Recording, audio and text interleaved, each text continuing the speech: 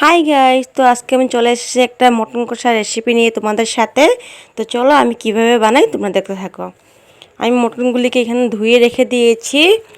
তারপর তার সঙ্গে রেখে দিয়েছি পেঁয়াজ, আদা, রসুন, গোলমরিচ গ্রেন্ড করার জন্য। গ্রেন্ড করে নিব। এখানে দেখো কয়টাও বসিয়ে দিয়েছি। এখানে দিয়ে দেবো হচ্ছে জিরে, তেজপাতা, দারচিনি, এলাচ, লবঙ্গ, তার সাথে কুচি করে রাখা পেঁয়াজ। এটাকে ভেজে নিচ্ছি ভালো করে। তারপর এখানে দিয়ে দেবো গ্রেন্ড করে রাখা মশলাগুলোকে।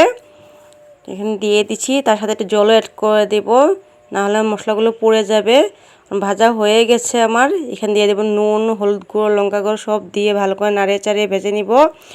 যখন এখান থেকে তেল বেরিয়ে আসবে, এখানে দিয়ে দিব হচ্ছে মটনগুলোকে। এখান থেকে তেলটা বেরিয়ে এসছে, মটনগুলিকে দিয়ে দিব। মটনগুলিকে দিয়ে ভালো করে নাড়িয়ে চাড়িয়ে এখানে ঢেকে দিব আমি। তো দেখো একবার ঢেকে দিয়েছিলাম, ঢাকনাটা দিয়ে এখন ভালো করে নাড়িয়ে চাড়িয়ে কষিয়ে নিব। আমার কষানোটা হয়ে গিয়েছে। এখন এখানে ঝোল দিয়ে দিব। দেখো আমি ঝোলটা দিয়ে দিয়েছি। তো আমার রান্নাটা কমপ্লিট হয়ে গিয়েছে। তো কেমন হয়েছে আমার ফাইনাল লুকটা কমেন্ট করে জানাবে। সবাইকে টাটা।